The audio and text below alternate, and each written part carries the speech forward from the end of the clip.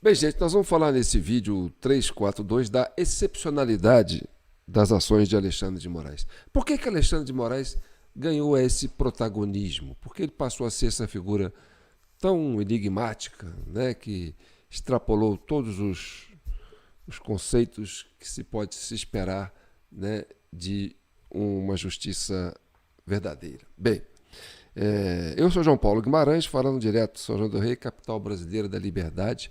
Aqui é Minas Gerais e Minas é um estado de espírito. Vamos trabalhar em cima disso, porque é muito importante entender. Bem, o Alexandre de Moraes fez isso. Ele fez aquilo.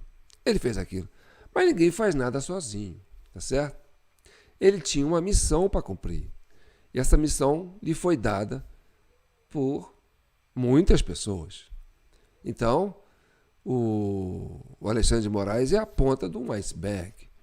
O que está por baixo, né, dessa massa de manobra é algo muito grandioso. Haja visto que os ministros do STF, os que gostam de ser mais protagonistas, saíram em defesa de Alexandre de Moraes. Até o ministro da Justiça, Lewandowski, saiu em defesa de Alexandre de Moraes. Ou seja, Alexandre de Moraes não falava só por si. Ele falava por uma causa. Ele falava, né, por uma motivação, por um objetivo, né?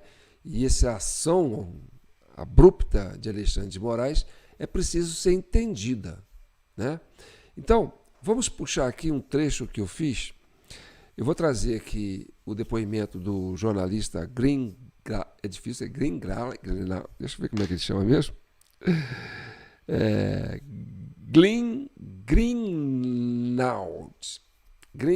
Greenwald, porque esse aí que está botando lenha na fogueira, tá certo? E a Folha de São Paulo está publicando. Já saiu uma coisa na Folha, vai sair outras coisas, tá? Mas vamos colocar primeiro um trecho que eu separei do WW da CNN, que é um programa do William Wacker que faz análise, sabe? Eles tentam trabalhar em cima de conjecturas, né? Bem, antes foram protagonistas do processo, né? Agora eles estão querendo, sabe? Vamos lá. Esse trecho é muito importante. Ele dá mais ou menos 2 minutos e 40 segundos. Vale a pena vocês ouvirem, presta atenção. Só para a gente entrar no contexto, tá? Para a gente entrar no assunto do Alexandre de Moraes e desse superpoder do Alexandre de Moraes. Esse caso, ele precisa ser visto, claro, como tudo que a gente está falando hoje aqui desde o começo do programa, dentro do contexto todo. Se fosse esse caso apenas isolado, né, do ministro Alexandre pedindo pelo Zap um ofício para embasar uma decisão de uma investigação que ele é o juiz, é o investigador, é o acusador, não só nessa investigação, mas em todos os outros inquéritos, né? Mas se a gente ampliar o filme todo, você tem um inquérito que nunca acaba, 4781 das fake news. Você tem prisões preventivas de 6 meses, de 1 ano, contra bolsonaristas.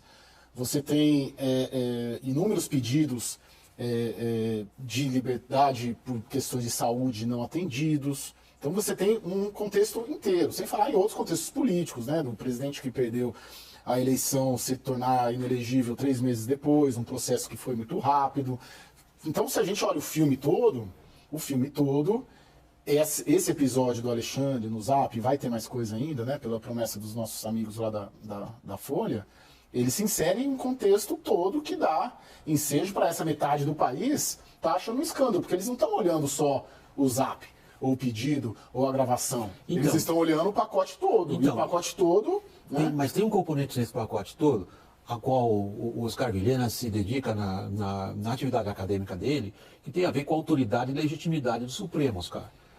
Essas peculiaridades, como elas se refletem na autoridade e na legitimidade dessa instância? Bem, agora nós vamos ouvir a opinião desse senhor. E aí essa peculiaridade que ele está se referindo, esse algo mais, ele vai dizer o que faz com que o Alexandre de Moraes faça, né, essa usurpação, né, do devido processo legal do Estado Democrático de Direito. Vamos entender. Então, eu concordo com o que o Caio está falando, quer dizer, que nós vamos ter que olhar um filme que é um filme longo, quer dizer, erosão das instâncias de investigação, erosão da capacidade do Ministério Público de levar, né, à justiça. Lembra que nesse inquérito, Caio, foram inúmeras vezes em que o Ministério Público foi noticiado, ele pede o arquivamento. Então, é um inquérito que tem uma série de peculiaridades se você gostaria de aplicar a lei com alguma correção. O problema fundamental aqui é um inquérito interminável, onde muitas coisas vão entrando nele. Mas no momento onde ele teve início, eu entendo que ele foi absolutamente necessário, né, indispensável para a preservação da democracia. Uma vez a democracia ter sido salva, evidentemente que esse inquérito não se justificava mais. Bem, esse detalhe é muito interessante. O que ele atribui à necessidade do inquérito? Salvar a democracia. Bem, hoje nós estamos vendo o governo brasileiro dando, né, esquentando tentando salvar o governo Maduro, né? Porque as eleições lá foi o que foi, né? E o PT reconheceu a vitória do Edmundo, a vitória do Maduro. O Lula praticamente já, né, tenta defender o Maduro como presidente eleito. E o Brasil não se une a esses países que concebe que o sufrágio universal e a vontade da população venezuela foi expressada democraticamente e que as atas que foram geradas pelo próprio Conselho Nacional Eleitoral dava a grande maioria para o Edmundo Gonçalves, a oposição. Ou seja, lá o Conselho Nacional Eleitoral, né, deu a vitória para o Maduro, dizendo que tem que respeitar as instituições, que tem que respeitar o resultado das eleições e tem que respeitar a democracia. Só que, na verdade, o governo do Maduro não está defendendo a democracia. Está defendendo uma tirania, né? E ele foi desmascarado agora dentro dessas eleições.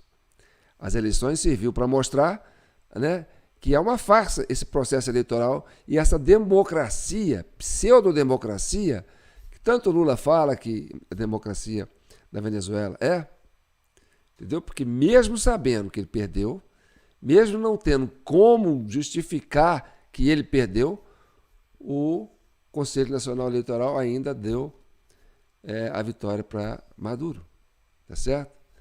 E o governo brasileiro faz vista grossa. Por quê? Porque também não preocupa com a democracia. Então essa democracia que o governo aqui do Brasil e que o Alexandre de Moraes incorporou para dizer esses gestos são especiais porque estamos vivendo um momento especial que é a defesa da democracia. Essa democracia que eles entendem que o Maduro aplica na Venezuela. Então isso é muito importante. Esse conceito de democracia que essa esquerda tem e como eles processam, né, o arbítrio para dizer que está defendendo uma democracia que eles apoiam a de Maduro. Então, presta atenção nessa analogia. Quando eu disse que o que acontecer na Venezuela vai refletir aqui no Brasil, já está refletindo.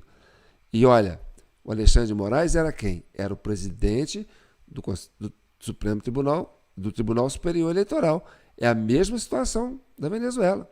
O Conselho Nacional Eleitoral de lá está em xeque e o Alexandre de Moraes está entrando em xeque nas suas ações enquanto presidente do Tribunal Superior Eleitoral. Então a Justiça Eleitoral da Venezuela e a Justiça Eleitoral do Brasil estão entrando em xeque. Por quê? Porque eles têm a mesma concepção de defesa de democracia. E para isso usa uma tirania.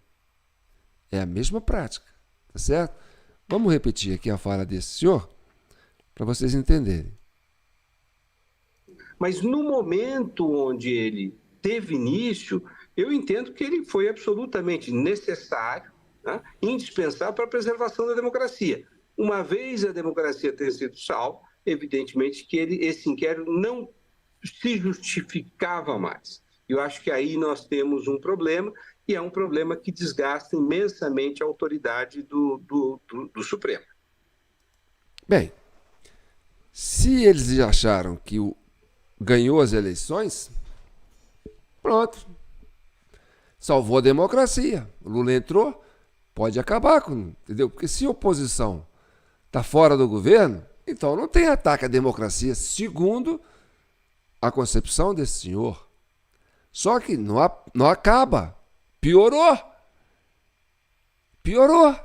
Por quê? Porque o governo anterior, que não está mais no comando, não era mais uma ameaça para essa tal democracia que eles estavam tentando defender.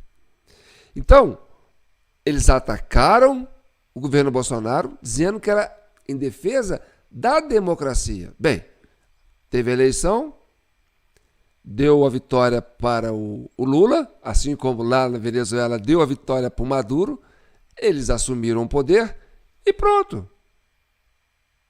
E aí o que faz?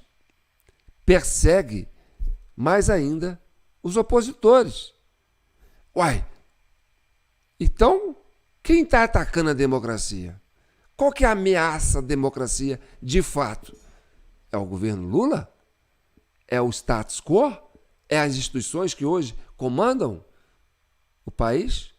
Que são ameaça à democracia? Porque o Bolsonaro está até inelegível. Tá certo? Bem, agora eu ainda vou explicar, né, por que Alexandre de Moraes teve esses superpoderes. Vamos chegar aí, tá certo? Agora vamos ver aqui, ó. Eu vou traduzir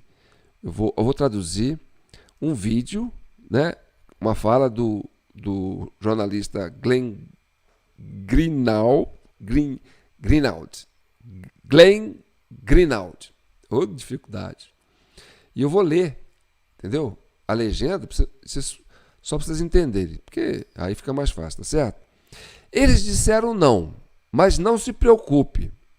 No minuto em que a eleição terminar, no dia seguinte ao término das eleições, esse poder desaparecerá. Mas isso não aconteceu. Continua até hoje. Relatamos como funcionam as ordens secretas. Esse único juiz, Alexandre de Moraes, do Supremo, envia um pedido para o Twitter, Facebook e Google.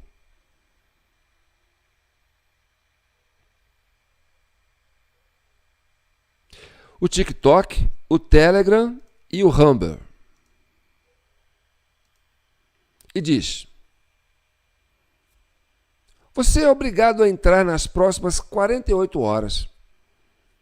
Digo, nas próximas 2 horas. Ele dá 2 horas para banir todas as contas das seguintes pessoas. E ele diz que esta ordem é secreta e que você é obrigado a mantê-la em segredo. Conseguimos obter uma dessas ordens secretas no início de 2023. Nós reportamos sobre isso aqui. Foi inacreditável. Eles apenas adicionam listas e listas de pessoas que devem ser banidas. Nenhum deles é acusado de qualquer coisa, nenhum deles é notificado sequer da missão desta ordem. Nenhum deles teve o devido processo para contestá-los. Nós relatamos tudo isso aqui. Ele prendeu muitos associados de Bolsonaro. Na verdade, acabamos de fazer uma... Peraí, eu estou lendo muito rápido aqui. Ele fala muito rápido. Nenhum deles teve o devido processo para contestá-lo.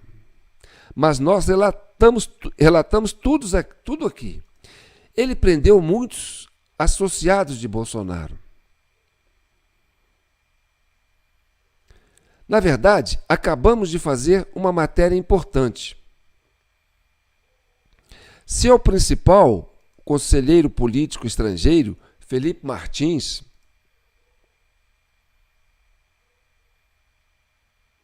fazia parte de uma investigação, mas nunca foi acusado de nenhum crime, muito menos condenado por algum.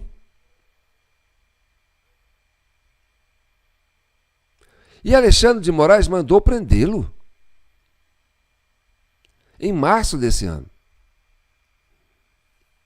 Antes de qualquer julgamento, antes de qualquer acusação. E seu argumento é que ele estava mandando para a... Peraí, aí ele fala assim, peraí. E seu argumento sobre por que ele estava mandando para a prisão preventivamente antes... caramba, desculpa, hein, gente. É porque ele acelera aqui, e aí eu tento colocar mais lento aqui, para não ter que ficar parando. Ele nunca foi acusado de nenhum crime. E Alexandre de Moraes mandou prendê-lo.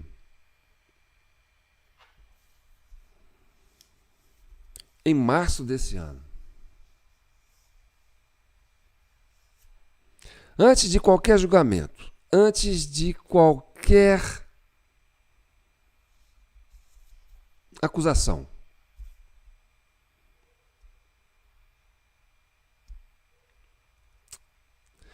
E seu argumento sobre por que ele estava mandando para a prisão preventivamente antes do julgamento foi baseada em uma falsidade completa. Nomeadamente, um repórter muito amigável com o tribunal alegou falsamente que Felipe Martins havia deixado o Brasil em um avião presidencial com Bolsonaro e nunca mais voltou. Havia registros dele entrando nos Estados Unidos, mas nenhum registro dele saindo dos Estados Unidos e reentrando no Brasil. E, portanto, isso provou que ele, de alguma forma, evaporou. E tinha um risco de fuga. E ele esteve na prisão. Uma condição de prisão muito dura por mais de 6 meses. E escrevemos um artigo sobre isso há cerca de 2 semanas, detalhando tudo isso. Havia uma montanha de evidências mostrando que Felipe Martins nunca saiu do Brasil, que ele estava no avião presidencial, que ele não estava no avião presidencial, que esteve no Brasil o tempo todo, a tal ponto que até o promotor pediu sua liberação. E esse juiz o manteve na prisão sem base em nada, injustamente. E então, ele finalmente saiu da prisão na semana passada. Estes são os tipos de abusos que têm ocorrido repetidamente. Tudo nas mãos deste único juiz.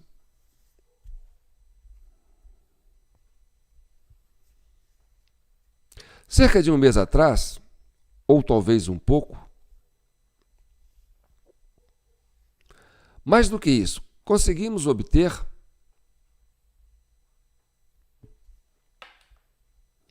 um gigantesco arquivo de mensagens, um gigantesco arquivo de mensagens. Vídeos, áudios, documentos, textos, todos os tipos de conversas que vieram direto do coração dos gabinetes deste juiz. Olha só, gente, basicamente para servir como juiz e ao mesmo tempo investigador que acionou a polícia. Então, ele instruiria os braços policiais do tribunal e iria presta atenção, do gabinete desse juiz. Desculpa, viu, gente? Basicamente para servir como juiz. E, ao mesmo tempo, investigador que acionou a polícia. Então, ele instruiria os braços policiais do tribunal a irem investigar.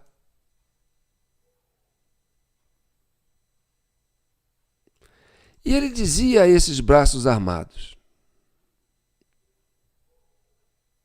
não faça parecer. Fui eu quem pediu esta investigação. Fui eu quem pediu, ou sou aquele que disse que essas pessoas deveriam ser investigadas. Você escreve um relatório dizendo que eles deveriam ser investigados e depois me entrega. Então parece que não sou eu quem está iniciando isso. O que quer dizer?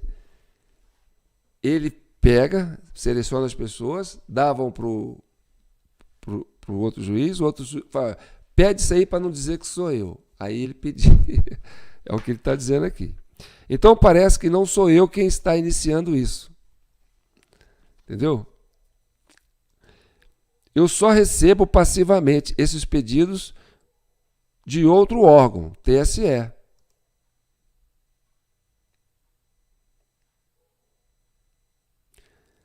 E eles falaram sobre como foi projetado para criar este pretexto, essa aparência de legalidade.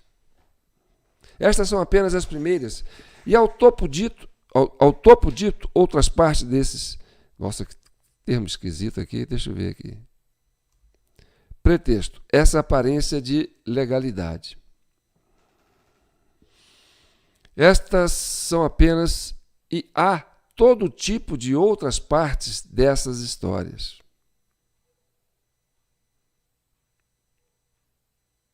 Sobre como dentro de seus aposentos eles estavam meio que contando essas piadas sobre como tudo isso era perturbador. Às vezes eles diziam, vá e desculpa. Vá e descubra os crimes que esse site de notícias está cometendo. Vá e descubra os crimes. E o cara voltava e dizia, não encontrei nada. E aí eles diriam, olha, ele quer provas de criminalidade. Seja criativo. E é só no começo que vamos continuar a fazer esses relatórios. E hoje, que é o segundo dia, basicamente começamos o relatório ontem. Este juiz foi ao Supremo, defendeu-se. E ele não apenas disse, é claro que não fiz nada de errado. Absolutamente tudo que fiz foi totalmente justificável. Ele também disse, esse é o tipo de notícia falsa e desinformação perigosa.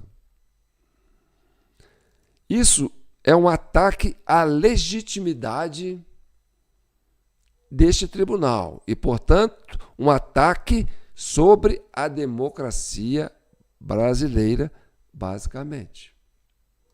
Usando a linguagem que ele sempre usa. Em qualquer momento. Bem, agora nós vamos naquele problema que eu falei para vocês. Tá certo?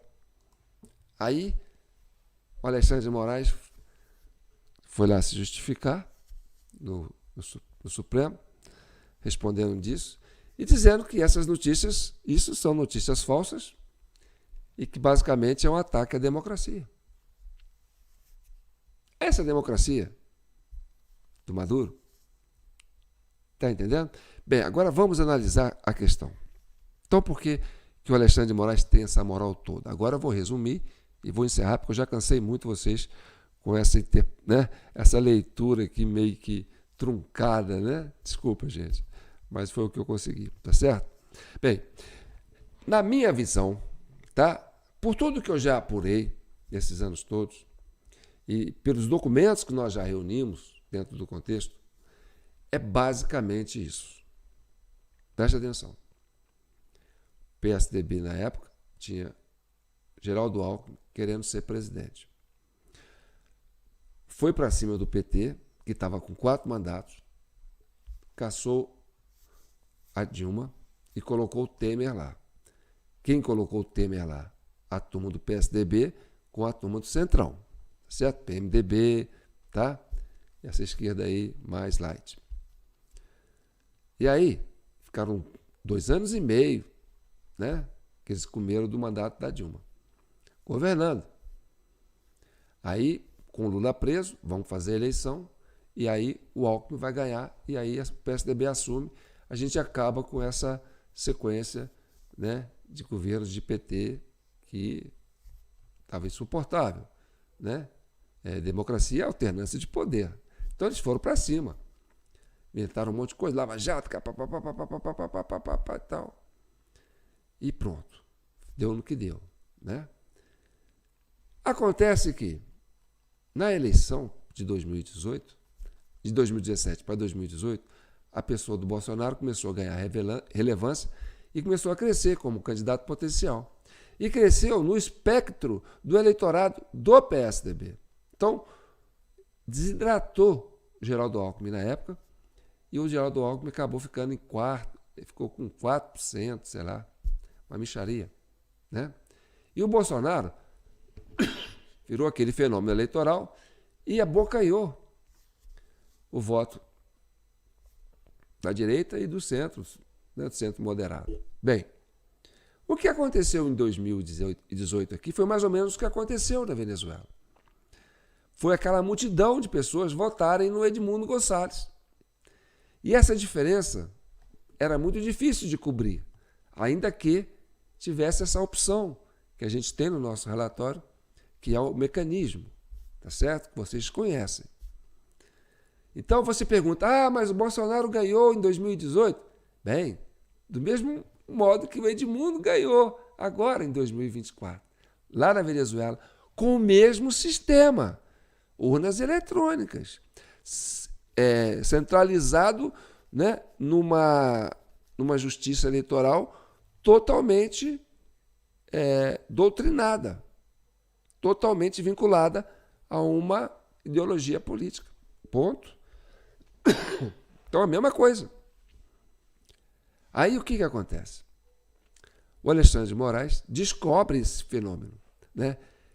Esse sistema, esse mecanismo que a oposição descobriu na Venezuela, né? Descobre isso. Mas aí, o que ele tinha? Ele tinha um governo de direita na mão, na época. E aí, o que ele ia fazer? Ele ia desmontar esse esquema que o PSDB levou 4 porradas nas costas.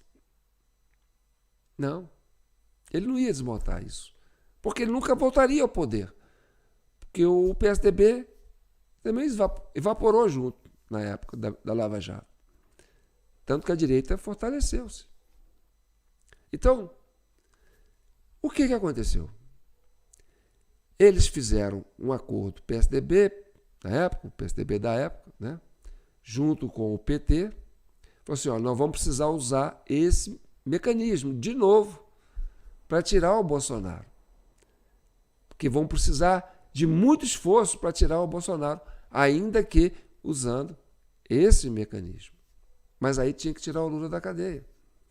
Aí pegava, não, tudo bem, põe o Geraldo de vice, a gente põe o Lula na cabeça, e aí vai todo mundo para cima e a esquerda volta ao poder, usando esse mecanismo que Maduro esperava usar. Só que a turma da oposição na Venezuela, sabendo desse mecanismo, o que eles fizeram? Eles se armaram para pegar as atas na hora do encerramento das eleições, fiscalizaram tudo e fizeram uma apuração independente. Não, a gente não vai esperar o CNN dizer quem ganhou. Nós vamos pegar as atas que o CNE, né? O CNE, que é o Conselho Nacional Eleitoral da Venezuela, né, disponibilizou durante o processo eleitoral, no dia da votação, assinada pelos mesários, pelos fiscais, pegar essas atas todas e nós vamos fazer a contabilização e vamos publicar isso num portal público para todo mundo ver. Porque se eles não fizessem isso, ia acontecer o que aconteceu. O Maduro ia falar, quer dizer, o Conselho Nacional ia dar vitória para o Maduro com o mesmo percentual que deu para o Lula aqui, 51,2%. E o outro lá com 44%, alguma coisa. Entendeu? Sem provar. Por quê? Porque é uma decisão fechada no gabinete. Decidimos que vai ser assim. Mas as atas diziam o contrário. O voto do eleitorado venezuelano dizia o contrário. Bem, era preciso guardar esse segredo desse mecanismo aqui. Então, o grande segredo que não podia vazar era que, desde as eleições de 2002, o Brasil vem sofrendo essa sangria de uma eleição feita através de um mecanismo que ajudou a eleger o Lula na primeira, o Lula na segunda, a Dilma na primeira, a Dilma na terceira, a Dilma na quarta e o Lula de novo na quinta. Já que aí junto com o Geraldo Alckmin. Então a certeza de que nós vamos pegar o Lula, tirar da cadeia e fazer dele presidente, mesmo sem povo, mesmo com todos os crimes que ele tinha, era a certeza que eles dominavam esse mecanismo. E aí, a necessidade de guardar esse segredo é que deu esse superpoder para Alexandre de Moraes. Por quê? Porque ele foi o protagonista dessa aliança. Não, então nós vamos trazer de volta todo mundo. Porque quando eu fiz a merda junto com o pessoal do PSDB para criar a Lava Jato, a gente não esperava que a direita fosse crescer. A gente esperava tomar o poder do PT, que estava, né, abusando do processo eleitoral. Aí, não, vamos guardar esse segredo, vamos continuar abusando do processo eleitoral para poder evitar que a direita volte ao poder. Ou que volte um poder democrático pelo voto direto, sem o mecanismo. Então, é aquela coisa, entendeu? O poder... Olha, nós temos um mecanismo de poder usar as eleições para botar lá o presidente que a gente quiser. Bem, isso aí, como eles falam assim, né? A mosca azul. Isso cresce, poder vicia. Vamos pegar isso aí, todo mundo junto. Mas quem vai pôr a cara? Aí o Alexandre de Moraes. Eu ponho a cara. Me põe na frente que eu seguro a onda. Agora, o Alexandre de Moraes só fez isso porque tinha uma turma toda por trás dando guarida para ele. Essa turma toda que estava por trás não estava para defender a democracia. Estava para defender o segredo desse mecanismo que garantiram as eleições do PT durante 4 vezes para presidente. E agora a 5ª. Então, não foi pela defesa da democracia que eles estavam agindo. Tanto que eles passaram por cima do processo legal, atropelaram tudo. É o mesmo mecanismo do Maduro. Bem, essa é a interpretação que eu estou trazendo para vocês. E aí é importante que vocês comentem, né? Ju, como é que a gente vai resolver isso? Da mesma maneira que a Venezuela está resolvendo lá. Nós temos que trazer a público, né? Desnudar essa narrativa que há em defesa da democracia. E por isso vamos fazer qualquer coisa, mesmo que seja contra a própria democracia. E aí, esses arquivos que foram, né, capturados aí do histórico de Alexandre de Moraes, que vão vir à tona, é a mesma coisa que aconteceu na Venezuela. A captura das atas durante o processo eleitoral, produzida pelo próprio Conselho Nacional Eleitoral, e fala assim, pronto, esse é o resultado. O que vocês estão fazendo aí é apenas o mecanismo que vocês vêm fazendo há mais de 2 décadas. E aí, como há mais de 2 décadas esse mecanismo garantiu, né, que os tutores, aqueles que foram nomeados, indicados, viraram autoridades, elegessem, quer dizer, indicassem e começasse a ocupar as instituições, a aparelhar as instituições, OAB, Ministério Público, Polícia Federal, e STJ, STF, e vai por aí afora, entendeu? Partes das polícias e pá e tal. Aí o que foi? Bem, nos capilarizamos dentro das instituições, então não mexam com as instituições, porque as instituições estão capilarizadas. Não ataque as instituições, porque as instituições estão capilarizadas. Assim como lá na Venezuela.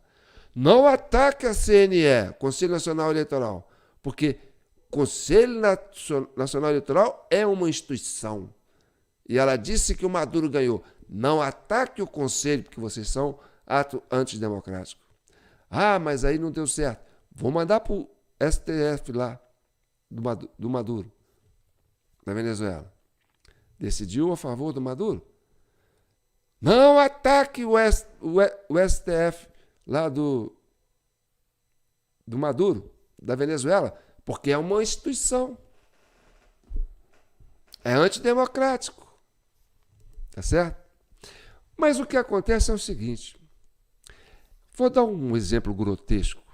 Você tem um centro médico, né?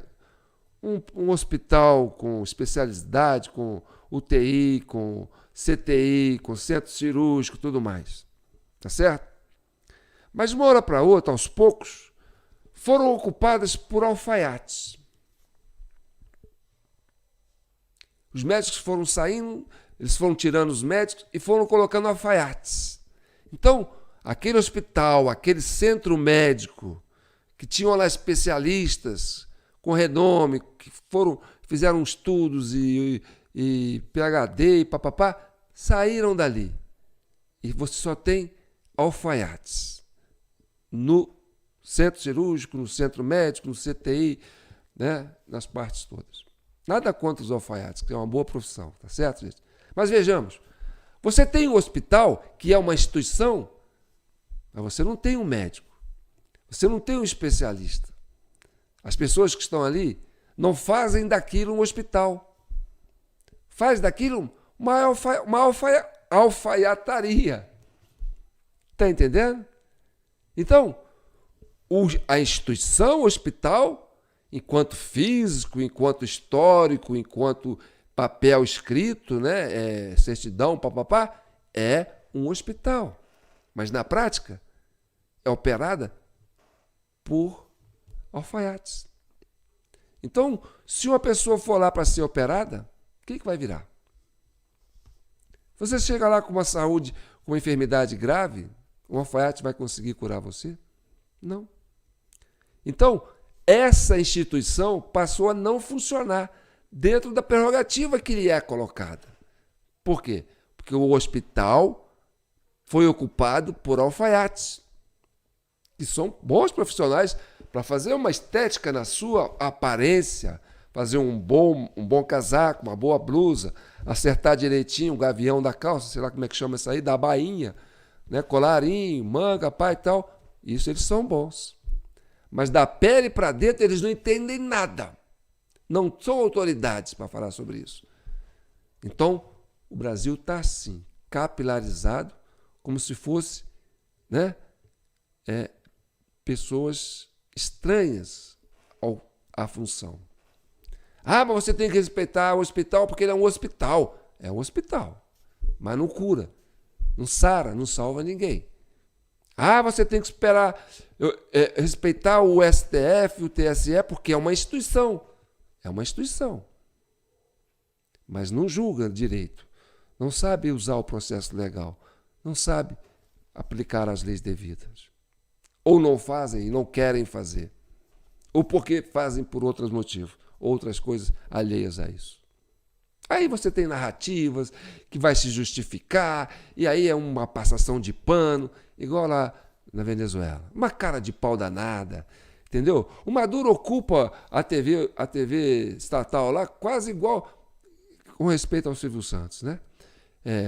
Era um Silvio Santos lá, assim, em termos de ocupação da mídia, sabe, de falar o tempo todo, de estar ali comandando tudo. Virou um popstar, o cara fica falando o tempo todo. E olha na cabeça do povo. A esquerda, os fascistas, os nazistas, né? a extrema-direita, a ultradireita, e papapá, imperialistas, e papapá. Fica colocando aquelas noias. E ocupam essas estatais, essas mídias estatais. É uma tristeza, cara. Eu tenho acompanhado a Venezuela, é uma tristeza. Sabe? Esse povo teve que ficar muito cascudo para poder dar uma sacudida nesse sistema lá. E, ó, esse povo é cara de pau. Eles continuam falando lá. Entendeu? Que as atas da Corina é falsa, que aquilo tudo lá é falso, que eles querem dar um golpe de Estado, que vieram, né, uma crise, um ataque cibernético. E os caras vão noiando e a turma vai entrando na onda deles. É isso aí que vocês vão ver aqui. Entendeu? Vai sair um monte de podre do Alexandre de Moraes, vai pipocar tudo, e os caras vão ficar aí fazendo narrativa com a maior cara de pau. Nós somos a instituição. Não mexa na instituição. É nós que estamos aqui. O que a gente falar é lei. Então tá bom. Gente, vou ficar por aqui. Tá aqui minha chave Pix, jpnoticias@gmail.com. Tá aqui meu WhatsApp, se quiser dar um oi para mim, tá? Mandar alguma coisa importante. A gente está sempre dando um tempinho para atender vocês. Tá certo? Fiquem com Deus. E que o manto de Nossa Senhora continue protegendo e abençoando todas as famílias brasileiras, venezuelanas e da América Latina. Um abraço.